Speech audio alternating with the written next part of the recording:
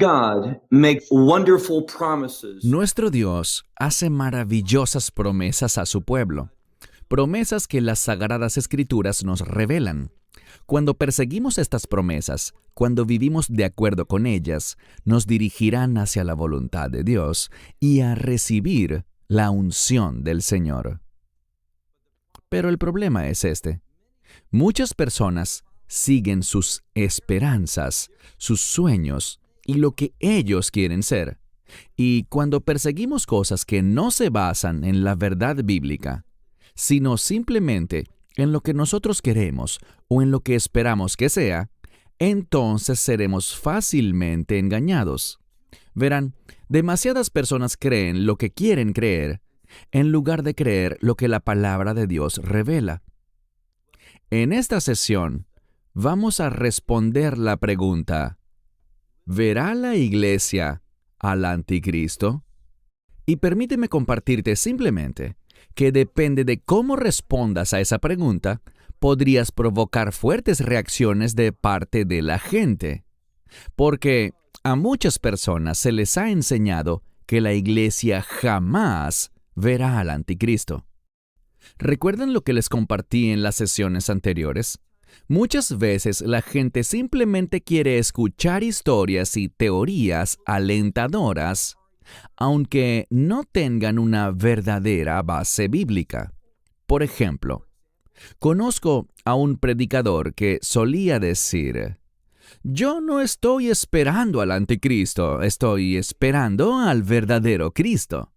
Y a la gente le encanta oír eso. Pero, ¿qué dice la Escritura? Miren, debemos tener una sólida teología. Debemos basar nuestra vida en lo que es defendible bíblicamente. Es decir, debemos analizar la palabra de Dios bíblicamente y formar nuestras creencias, nuestras doctrinas y teología basado en lo que la Escritura revela, y no como siento que muchos hacen, que es construyendo su teología basada en suposiciones, ideas sin base que los llevan a las conclusiones que ellos quieren creer.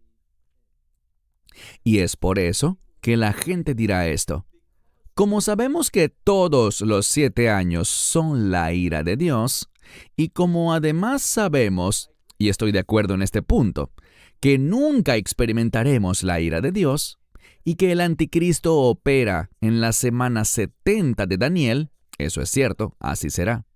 Por lo tanto, su conclusión es: nunca veremos al anticristo. Pero este es el problema. En ninguna parte de la Escritura encontramos pruebas de que la ira de Dios comienza al inicio de esos últimos 7 años. Hemos visto 3 veces, y ahora una cuarta, según la revelación de Juan, en el libro de Apocalipsis, capítulo 13, verso 5, que el anticristo tendrá autoridad para operar libremente y que lo hará antes de la ira de Dios. Así que, si entendemos correctamente la Escritura, y la promesa del rapto es que nunca experimentaremos la ira de Dios, y como la ira de Dios no comienza sino hasta Apocalipsis capítulo 8, ¿qué concluimos? Pues que claramente la iglesia sí conocerá al anticristo. Y lo que me gustaría hacer, sin dedicar demasiado tiempo a eso en esta sesión, es mirar algunos versículos a través de los cuales veremos que ciertamente la Biblia establece que la iglesia estará presente durante el gobierno del anticristo, cuando menos durante el imperio del anticristo, y será testigo de su revelación en la abominación desoladora. Toma tu Biblia y ve conmigo a Primera de Juan, capítulo 2. Primera de Juan, capítulo 2. A pesar de que la obra del anticristo se menciona en muchos lugares, cuando vamos a la palabra de Dios y buscamos específicamente pasajes donde el anticristo es nombrado con ese término, el anticristo, No hay una gran cantidad. Existen muy pocos, pero son de lo más informativos. Así que ve conmigo, como dije, a 1 de Juan, capítulo 2, comenzando con el versículo 18. Dice, hijitos. Y este es un término de cariño. Y debemos recordar que Juan está escribiendo aquí en esta primera epístola, le está escribiendo a creyentes, a quienes estima profundamente. Y por lo tanto les dice, hijitos, es la última hora. Esa última hora significa que los eventos de los últimos días están cerca. Y nos va a decir algo acerca de esta última hora. Dice que es la última hora y, como han oído, el anticristo viene. Mi pregunta para ustedes es la siguiente. ¿Por qué Juan estaría hablando a creyentes sobre un anticristo que está por venir si la iglesia no lo vería jamás? Si no sería un factor que los afecte. Bueno, yo creo que Juan está hablando del anticristo porque será un factor que afectará a la iglesia en los últimos días. Dice, incluso muchos anticristos han venido, lo que significa que ha habido numerosos ejemplos de aquellos que ejecutan y llevan a cabo las mismas cosas que el anticristo hará. Por lo cual sabemos, debido a estos individuos falsos, a estas personas malvadas, a personas guiadas por los deseos y la influencia de Satanás en vez de la guía del Espíritu Santo, nos dice que ahora sabemos que es la última hora. Ese término última hora significa esto, que el Mesías vino, cumplió la obra de redención y los últimos días pueden llegar en cualquier momento. Lo que quiero decir con esto es, Dios, si así lo quiere, puede llevar a cabo los eventos de los últimos días en cualquier generación que Él elija. Y lo que Juan está diciendo, tanto a la iglesia de hace 2000 años como a nosotros hoy día, es que debemos ser personas que estén vigilando, personas que estén despiertas, personas que estén atentas a los eventos de los últimos días. Y luego leemos algo que acompañará la obra del anticristo. Mira el versículo 19. Dice, ellos salieron de entre nosotros. Si haces un buen estudio de este versículo, muchos eruditos creen que de lo que Juan está hablando es algo de lo que hablábamos antes, y me refiero a la apostasía, que habrá personas que se apartarán de la verdad. Habrá individuos así, y se nos advierte que no nos dejemos abrumar por las preocupaciones de esta vida, de este mundo. Y dice, mira de nuevo el verso 19, debido a esta apostasía, debido a esta forma incorrecta de pensar, debido al engaño, ellos salieron de entre nosotros, pero noten lo que dice, porque no eran de nosotros, ya que si hubieran sido de nosotros, habrían continuado con nosotros. Pero, y la implicación es, pero ellos salieron, para que se hiciera manifiesto que ninguno de ellos era de nosotros. ¿A quién se refiere con nosotros? A los creyentes genuinos, a los verdaderos discípulos.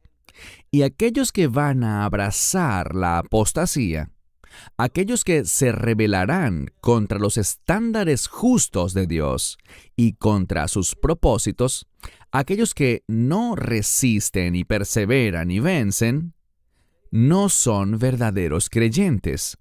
Ellos se apartarán, ellos aceptarán la mentira, ellos aceptarán la herejía y no permanecerán en el cuerpo de creyentes. Nunca fueron verdaderos creyentes, nunca estuvieron comprometidos con las promesas del reino.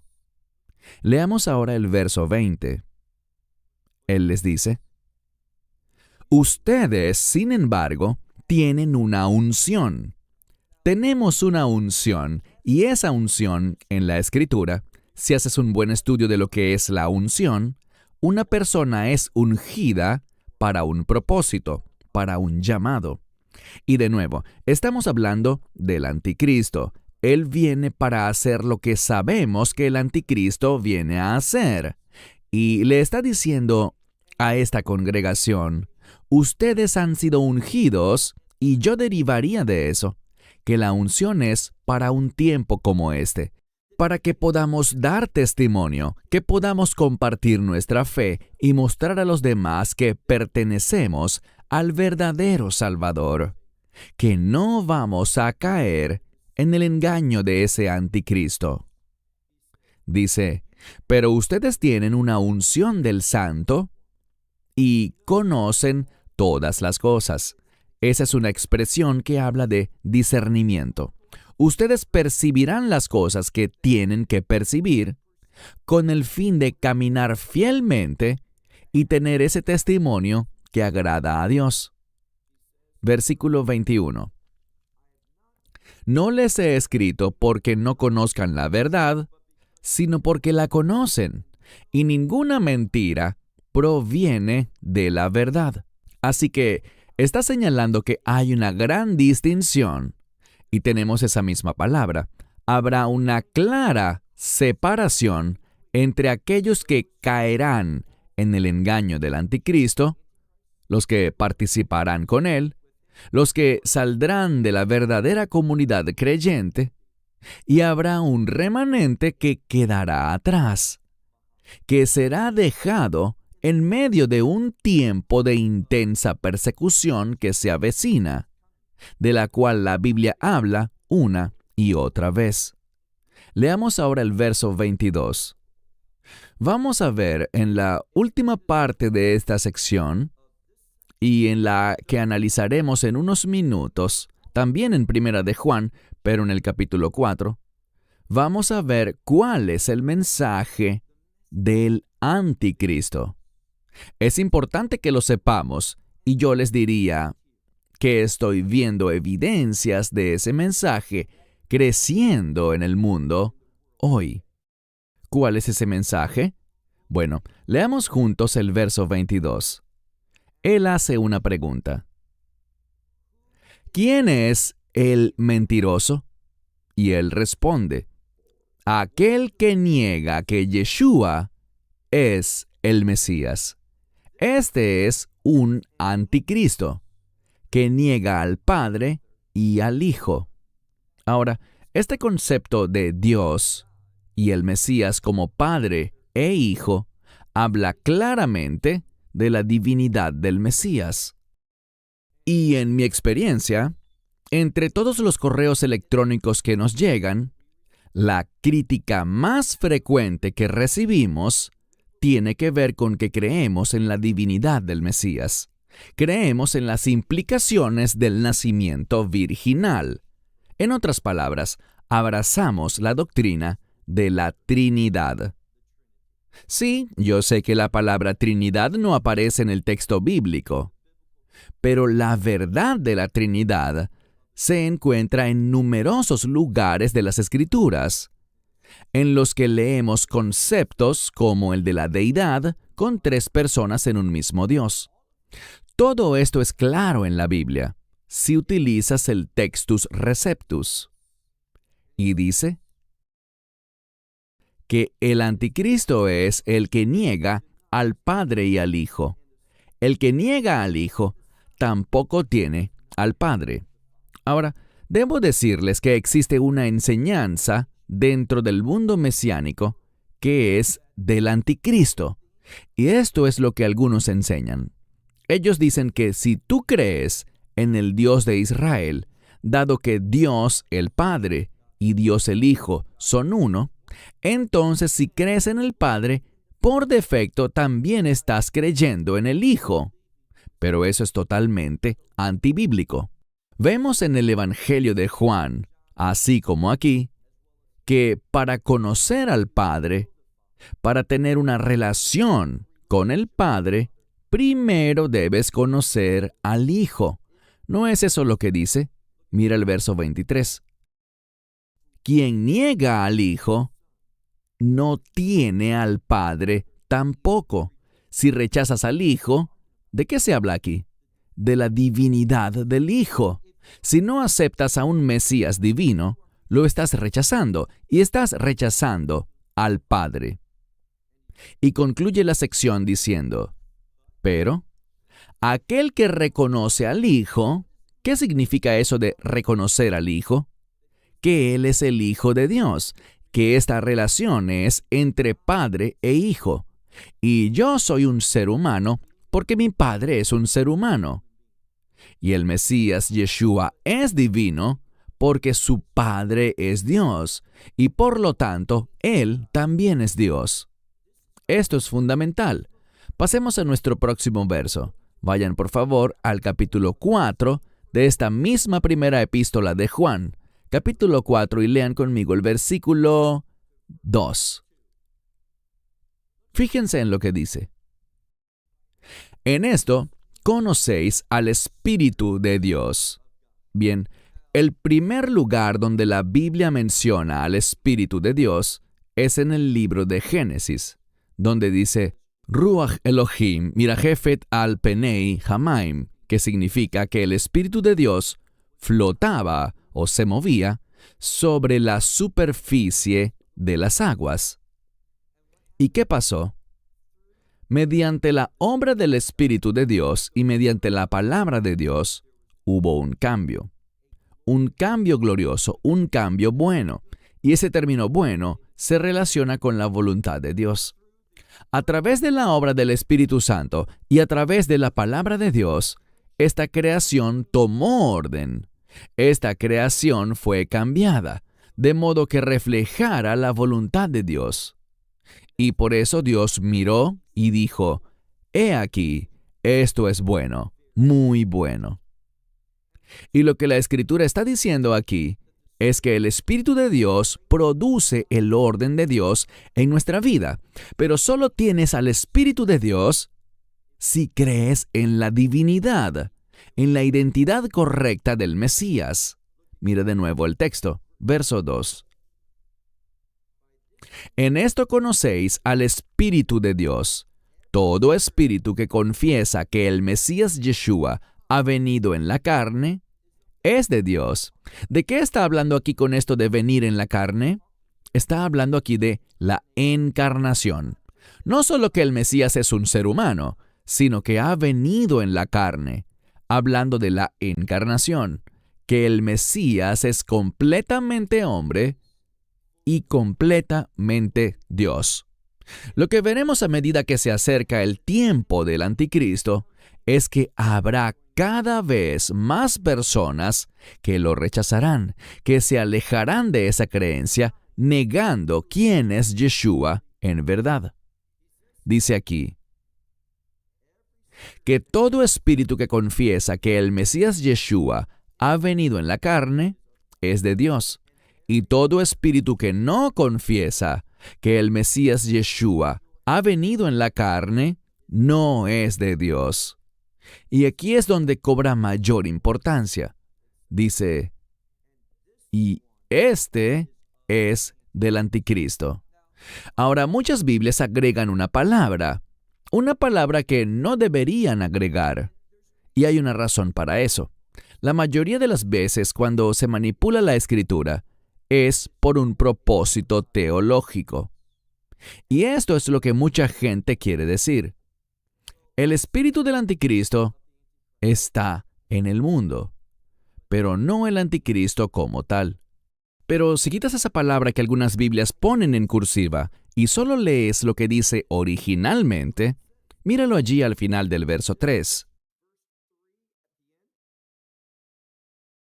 Y este es del anticristo. Así que aquel que niega la divinidad del Mesías, este es del anticristo. No dice nada del espíritu del anticristo, sino que dice que este es del anticristo. Lo cual dice que lo que has oído que venía, fíjate en lo que dice, ahora ya está en el mundo. ¿Por qué eso es importante? Porque Juan escribió esta epístola hace casi 2000 años. Y Juan está diciendo que el anticristo ya está trabajando, no solo su espíritu, sino el anticristo mismo. Y lo que descubrimos es esto. Hay una escritura muy importante. De hecho, esta noche, mientras estábamos en el break, escuchaba las noticias de Israel y el primer ministro habló sobre el enemigo y usó un término bíblico para describir a Hamás. Usó el término Amalek. Y Amalek, como probablemente sepas, está relacionado con Amán. Y ese Amán, que se menciona en el libro de Esther, es una tipología del anticristo. Y lo que vemos en el libro de Deuteronomio, capítulo 25, es que debemos recordar a Amalek en cada generación. Y si haces un buen estudio de ese pasaje, lo que nos dice es esto, que en cada generación hay un enemigo. Y ese gran enemigo que quiere destruir al pueblo de Dios y trabajar en contra de los propósitos de Dios es, de hecho, el anticristo. Una de las formas en que se le llama, desde una perspectiva del Antiguo Testamento, es con ese término, Amalek. Y dice que ustedes estarán en guerra contra ellos en cada generación. Así que debemos entender que el anticristo no es una entidad sin influencia. Él tiene influencia, simplemente aún no ha sido revelado. Recuerden que la Biblia habla de uno que lo detiene, aunque no sabemos quién es, pero conocemos su propósito. Su propósito es impedir que el anticristo sea revelado hasta el momento adecuado. ¿Y qué hará entonces? Simplemente se apartará, se quitará de en medio. De ninguna manera la redacción de ese texto, en lo absoluto, y estoy hablando de 2 a los Tesalonicenses capítulo 2, versos 6 y 7, allí no se habla de ser llevado o removido, sino que simplemente habla de que Él se quita de en medio, en el momento adecuado, de acuerdo con los propósitos de Dios. Bueno, quiero mirar otro pasaje de las Escrituras que espero nos instruya sobre este asunto. Vayamos al libro de Lucas, capítulo 21. A lo largo de esta conferencia, hemos analizado el discurso del Monte de los Olivos, que es la enseñanza del Mesías sobre los últimos días. Lo hemos examinado tanto en Mateo como en Marcos, y ahora me gustaría examinarlo brevemente en el libro de Lucas, capítulo 21. Y quiero que nos hagamos una pregunta. ¿Qué está pasando? ¿Quién está detrás de esto? ¿Y qué le está sucediendo a los creyentes? Cuando miramos esto, no hay absolutamente ninguna razón para introducir este concepto que no es bíblico de los santos de la tribulación. Acompáñenme a Lucas capítulo 21, verso 12. Si lees algunos versículos antes de este, verás que estamos hablando de los dolores de parto, que son esas guerras y rumores de guerras, donde naciones, que quiere decir grupos étnicos o tribus, se levantan contra otras, y también país contra país. Y dice que habrá terremotos y hambrunas, y no solo eso, sino que también habrá problemas en este mundo, grandes problemas. No hay razón para creer que la iglesia no estará aquí para ese tiempo. ¿Por qué? Porque la ira de Dios aún no ha comenzado. Veremos una clara indicación de cuándo comienza la ira de Dios en este pasaje. Pero leamos el versículo 12, Lucas capítulo 21, verso 12. Pero antes de todas estas cosas. Esta palabra para antes puede significar antes en el tiempo o antes en importancia. Y de lo que estamos hablando aquí es de suma importancia. Descubrimos que el Mesías quiere que sus discípulos entiendan esto porque, sí, vienen esos dolores de parto, pero todo eso conducirá a una situación que le dará a los creyentes la oportunidad de testificar, de ser luz. Y presten mucha atención a esto. Esto es lo que se nos llama a hacer en los últimos días. Esto será la base para que seamos perseguidos, suframos y seamos rechazados. Pero entiende algo, el Mesías fue rechazado también. Lo odiaron a él, nos odiarán a nosotros. Lo persiguieron a él por lo que él era y por lo que él representaba, y así mismo seremos perseguidos nosotros. Verso 12. Pero antes de todas estas cosas, pondrán manos sobre ustedes, ¿y qué? Y los perseguirán. Ahora, ¿quién crees que es la fuente de esta persecución? No está hablando aquí, y veremos esto en un momento, de cosas relacionadas con el pasado, de la destrucción de Jerusalén en el año 70 después de Cristo. No, él está hablando de los dolores de parto, eso quedó claro, y estos son eventos de los últimos tiempos. Así que dice, los perseguirán y los entregarán a sinagogas. Y con esto insisto, no se nos habla de un centro judío de adoración, sino que se refiere a centros comunitarios. Si haces un buen estudio de la palabra sinagoga en el Nuevo Testamento, descubrirás que éstas se originaron en el Imperio griego y eran lugares de administración. Allí funcionaba el gobierno local, allí operaban los tribunales y demás organismos públicos, y era un lugar de encuentro para la comunidad. No está hablando aquí de centros judíos de adoración. Tenemos que entender correctamente la Escritura y el trasfondo bíblico y no hacer suposiciones basadas en lo que nosotros pensamos al oír hoy en día la palabra sinagoga. Dice, los perseguirán, los entregarán a sinagogas y cárceles, y los llevarán ante reyes y gobernantes. ¿Por qué? Por causa de mi nombre. Y resultará ser para ustedes una ocasión para dar testimonio. Eso es lo que se supone que hagamos en medio del imperio del anticristo, que nos levantemos y demos testimonio de la verdad. ¿No es eso lo que aprendimos también de Juan?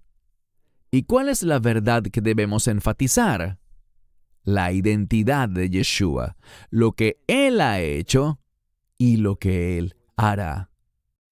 Y lo que Él hará al final de la era de la iglesia es que nos removerá de este mundo antes de la caída de la ira de Dios.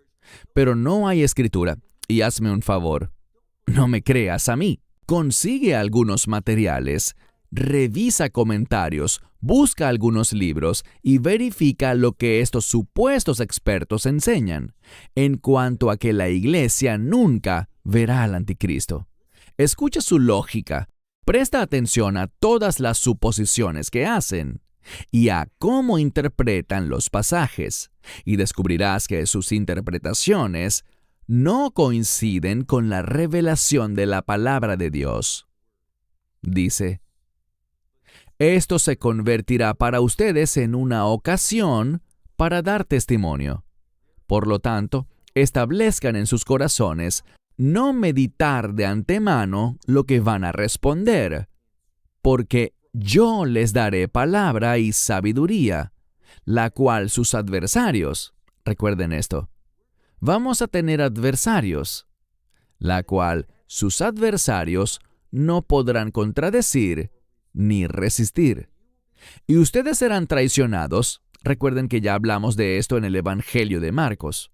Ustedes serán traicionados hasta por sus mismos padres, hermanos, parientes y amigos, y harán ejecutar a algunos de ustedes. Vamos a sufrir por nuestra fe. Eso no es nada nuevo. Recuerden lo que hablamos anteriormente. cómo Pablo alaba a los tesalonicenses por pasar por mucha persecución, aunque lo dice en plural, persecuciones y muchas tribulaciones. Ese es nuestro llamado. Eso es lo que se supone que hagamos. Si me preguntas cuál es el mensaje profético para la iglesia actual, esto es lo que te diría. Toma tu cruz y sígueme. Somos llamados a estar dispuestos a entregar nuestras vidas por nuestra fe. Y lo que leemos aquí es que muchos pasarán precisamente por eso. Muchos seremos perseguidos, arrestados, encarcelados e incluso martirizados por la fe. Ahora, ¿qué dicen muchos conferencistas sobre esto?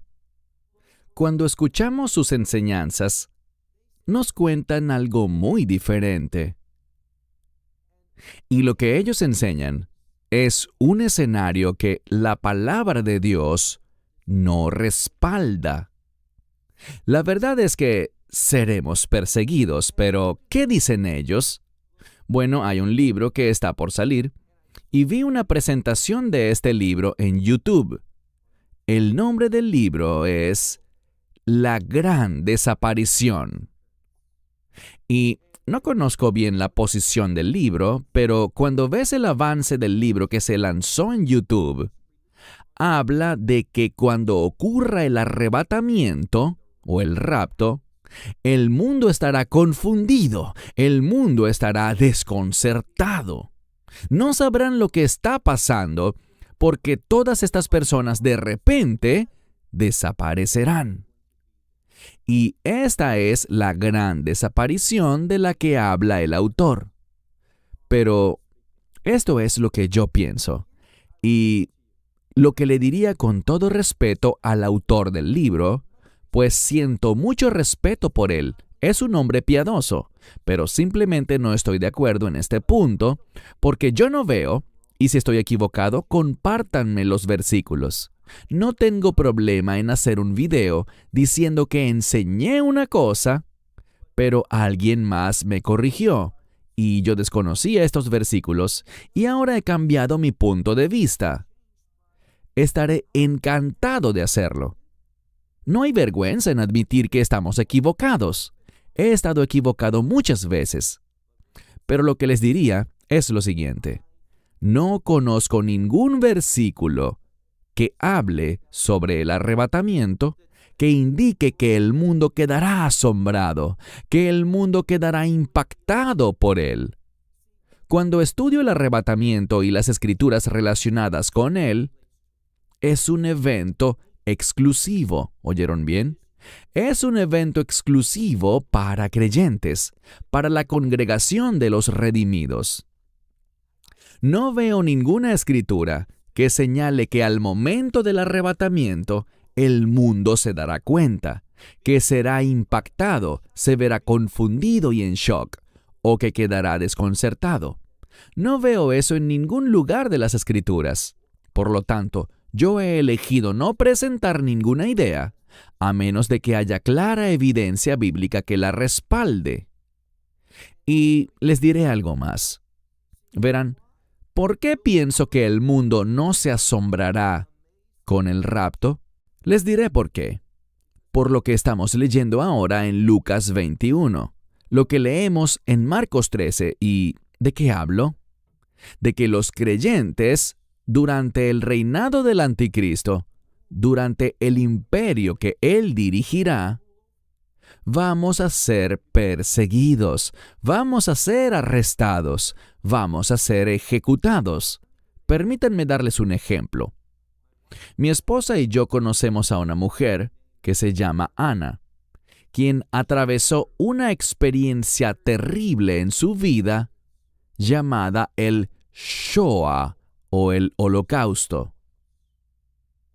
Y tenemos algunos amigos queridos que apreciamos mucho, que conocían a Ana y viajaron con ella de regreso al país en el que nació y donde creció. ¿Y qué sucedió? Ella fue a su barrio, pero su casa había sido destruida.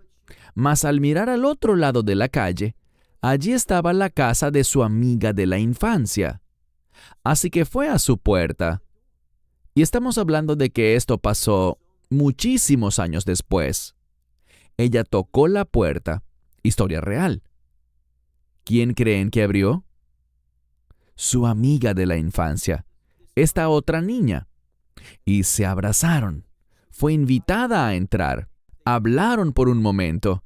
Y luego esta supuesta amiga le dijo: «¿Sabes? Nunca nos enteramos qué te había pasado». Yo no creo que eso fuese verdad en lo absoluto, ni tampoco lo creyó Ana. Ella terminó yéndose y nunca quiso regresar. Pero hay algo que aprender, y es que lo que sucedió en el Holocausto es que ellos acorralaron a todos los judíos. Estaban allí un día y desaparecieron al día siguiente. Y todos sabían lo que había pasado, que fueron llevados a estos campos de concentración, donde los asesinaron y donde les hicieron otras atrocidades. Poco a poco todos desaparecieron, mientras el resto siguió adelante con su vida. Lo que sucederá en los últimos días, basado en esta escritura y en otras, es que seremos perseguidos, seremos arrestados, seremos echados a la cárcel. Y dice aquí en este texto: «Y algunos de ustedes serán ejecutados». Verso 17. «Y serán odiados por todos, por causa de mi nombre». Pero aquí está el versículo al que debes aferrarte, y es el siguiente. Versículo 18. «Pero ni un cabello de su cabeza se perderá». Por su paciencia, este término significa perseverancia. Es una palabra de resistencia. Por tu paciencia poseerás tu alma. Es decir, que a medida que perseveras por su causa, crecerás, madurarás, y cuando dice que poseerás tu alma, está hablando de autocontrol. A través de la guía y de la unción del Espíritu Santo, tú vivirás una vida obediente, una vida que será un testimonio agradable a Dios en medio de grandes sufrimientos. Así que no creo en lo más mínimo que el rapto vaya a constituir algún espectáculo que el mundo verá y se preguntará: ¿qué significa todo esto? No lo creo porque no veo ninguna escritura que respalde tal creencia. Ahora, hay películas al respecto, hay libros populares que se han escrito al respecto, pero no vemos ni una escritura que de manera alguna le brinde la menor credibilidad a tal punto de vista. Bien, ahora quiero pasar a otra escritura en el libro de Apocalipsis. Vayan conmigo a Apocalipsis capítulo 14, libro de Apocalipsis, capítulo 14. He hablado brevemente sobre los 144,000. Y en Apocalipsis capítulo 7, sabemos que son judíos, todos ellos son judíos, y están en la tierra. Pero cuando llegamos al capítulo 14, creo que estamos tratando con un grupo diferente, porque estos no están en la tierra, sino que están en el cielo. Y vamos a aprender cómo llegaron allí y cuándo llegaron allí. Y esto es muy informativo. Así que vayan conmigo a Apocalipsis 14 y me gustaría comenzar. Vamos a leer nada más unos pocos versículos. Lean conmigo el verso 9. Apocalipsis capítulo 14, a partir del versículo 9. Luego, el tercer ángel los siguió, diciendo con gran voz: «Si alguno adora a la bestia y a su imagen, y recibe su marca en la frente o en la mano, este mismo beberá del vino del furor de Dios, que está vertido en su máxima pureza en la copa de su indignación». será atormentado con fuego y azufre en presencia de los santos ángeles y en presencia ¿de quién más? Del Cordero. Ahora, para muchos este es un versículo desconcertante. Ellos han oído del lago que arde con fuego, pero lo que sorprende a algunos es que el Mesías será quien supervisará y observará a aquellas personas que recibieron la marca de la bestia, que no fueron fieles. Él observará su tormento eterno en el lago de fuego y azufre. Verso 11. Y el humo de su tormento sube por los siglos de los siglos, y no tienen reposo ni de día ni de noche, porque adoraron a la bestia y a su imagen. Todo aquel que ha recibido la marca de su nombre, y noten que dice la marca de su nombre, lo que nos habla de su carácter. Pero leamos el versículo 12. ¡Qué versículo tan importante! Existen algunas personas que dicen que en los capítulos 2 y 3 del Apocalipsis, la palabra iglesia aparece 19 veces, pero nunca más aparece después de ese punto. ¿En serio? Bueno, ¿qué dice aquí? Miren el versículo 12. Aquí está la paciencia. Esa palabra significa perseverancia, implica perseverar en medio del dolor, el sufrimiento y la adversidad. Dice, aquí está la paciencia, ¿de quiénes? De los santos. Y cuando miramos el nuevo pacto, y allí es donde estamos leyendo ahora, en el nuevo pacto, el libro de Apocalipsis, en el nuevo pacto los santos son los creyentes. Y de eso estamos hablando aquí, de estos 144,000 del capítulo 14. Vamos a aprender más sobre ellos. Dice aquí, aquí está la paciencia de los santos, aquellos que guardan los mandamientos de Dios y la fe en Yeshua. ¿Qué pasaje tan importante de las Escrituras? Nos enseña algo. Si lees esto y conoces las leyes de hermenéutica, nos dice lo siguiente. ¿Qué es la fe y a dónde nos conduce la fe? A guardar los mandamientos de Dios. Entonces la fe en el Mesías se manifestará en nuestra vida haciéndonos obedientes a los mandamientos de Dios. Y luego oí una voz del cielo que me decía, en medio del gobierno del anticristo. ¿Cómo sabemos que estamos hablando del gobierno del anticristo? Bueno, porque lo que se enfatiza es la marca de la bestia. Esa es una marca que demuestra que le has rendido tu lealtad, que te has comprometido con este imperio del anticristo. Y lo que dice aquí con respecto a los santos, noten el versículo 13. Luego oí una voz del cielo que me decía, escribe, bienaventurados los que mueren en el Señor de ahora en adelante. ¿Qué está sucediendo? De nuevo, vas a oír algunos individuos que dirán, bueno, si este es el anticristo, entonces los que mueren deben ser ¿quiénes? Los santos de la tribulación, personas que llegan a la fe después del rapto. Pero hay un problema con esto, y es el siguiente. Aquellos que enseñan esto te dirán, y yo estoy de acuerdo en este punto, que el rapto ocurrirá antes de la ira de Dios. Pero aquí está el problema.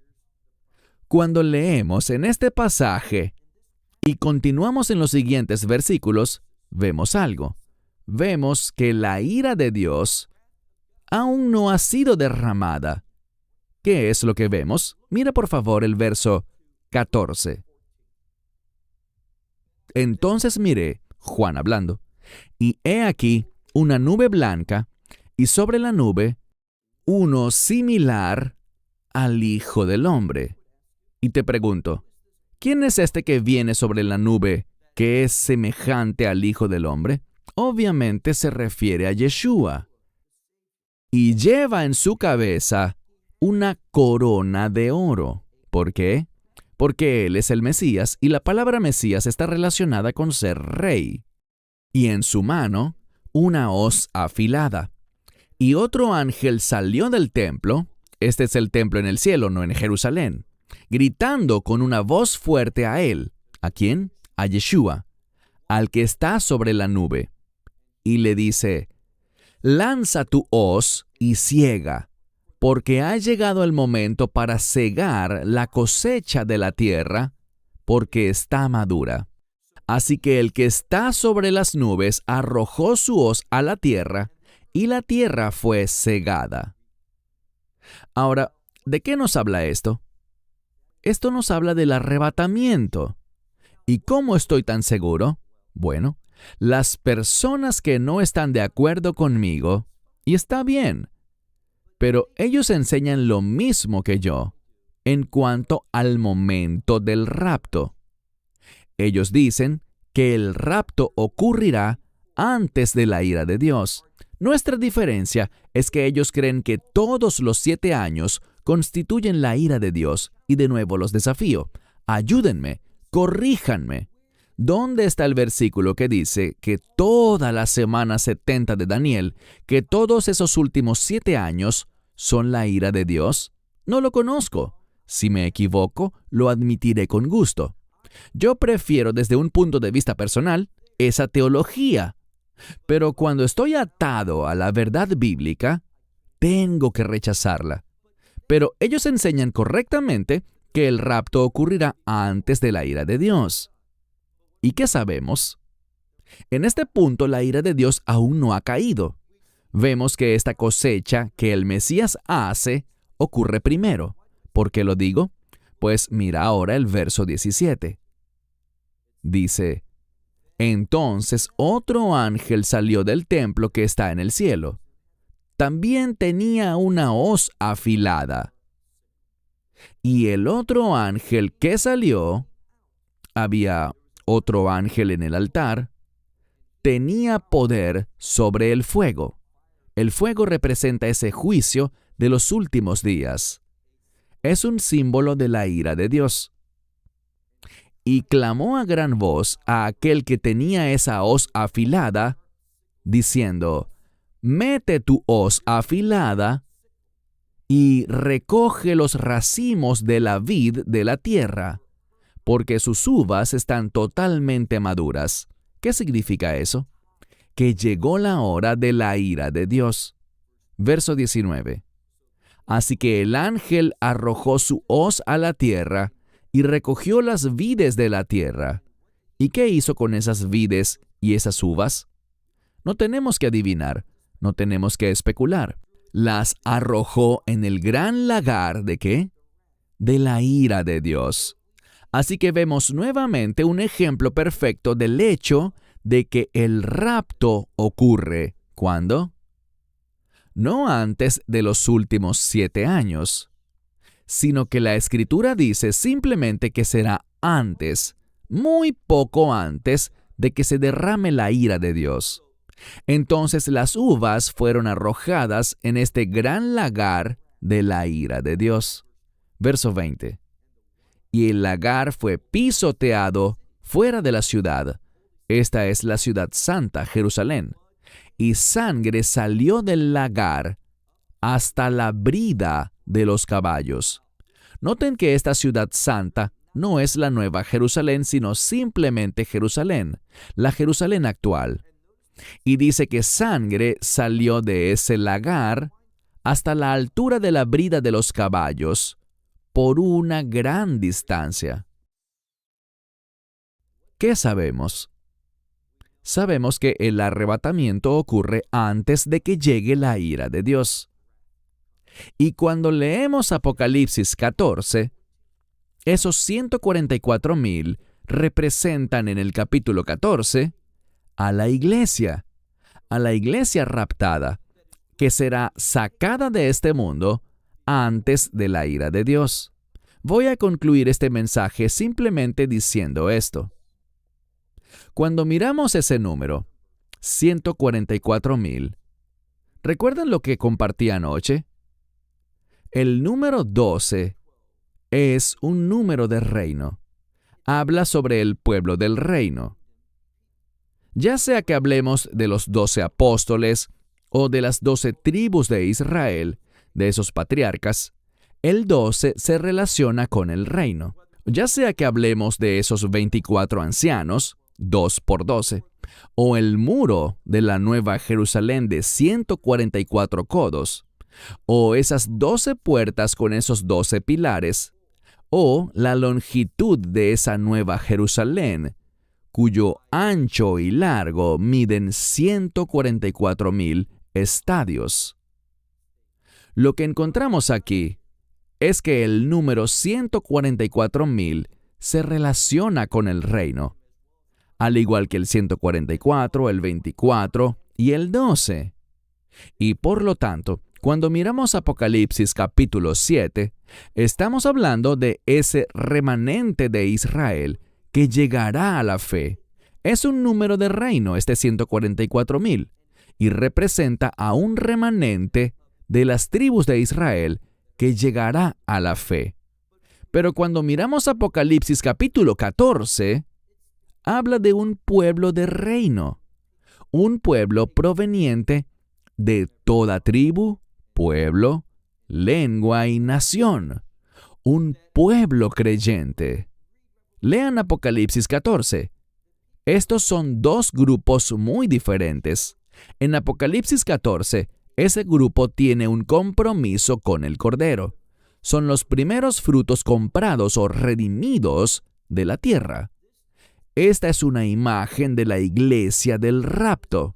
¿Y cuándo sucederá esto? Tal como lo dijimos, antes de la ira de Dios.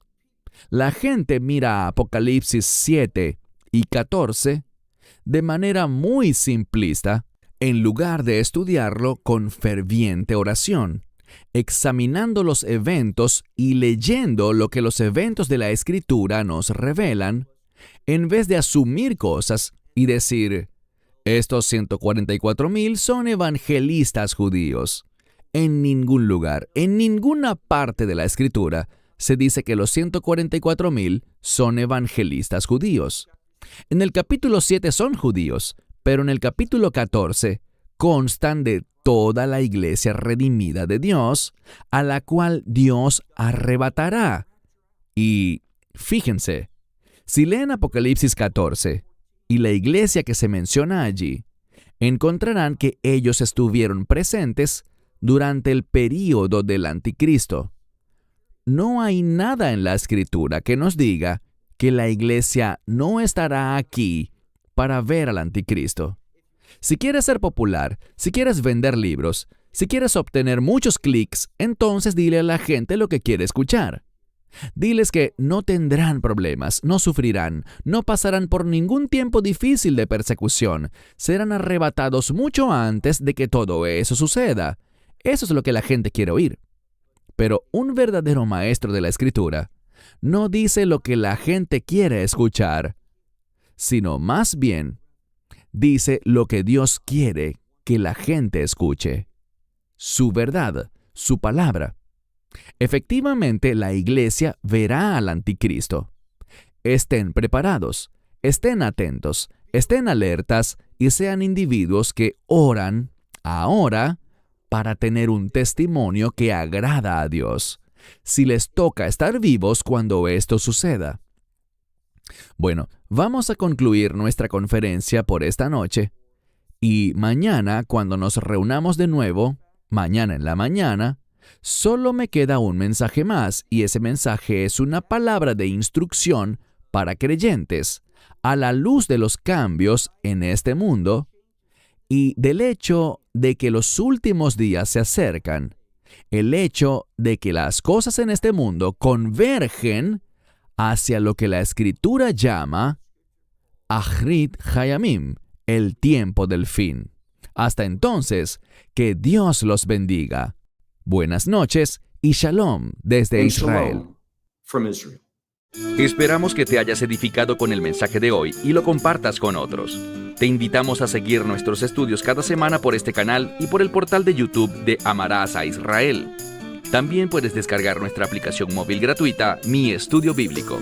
Finalmente, para obtener más información sobre nosotros, visita nuestra web amarasaisrael.org, donde encontrarás otras conferencias de Baruch en audio, video y texto. Hasta el próximo programa. Que el Señor te bendiga en Yeshua HaMashiach, Jesús el Mesías, mientras caminas con Él.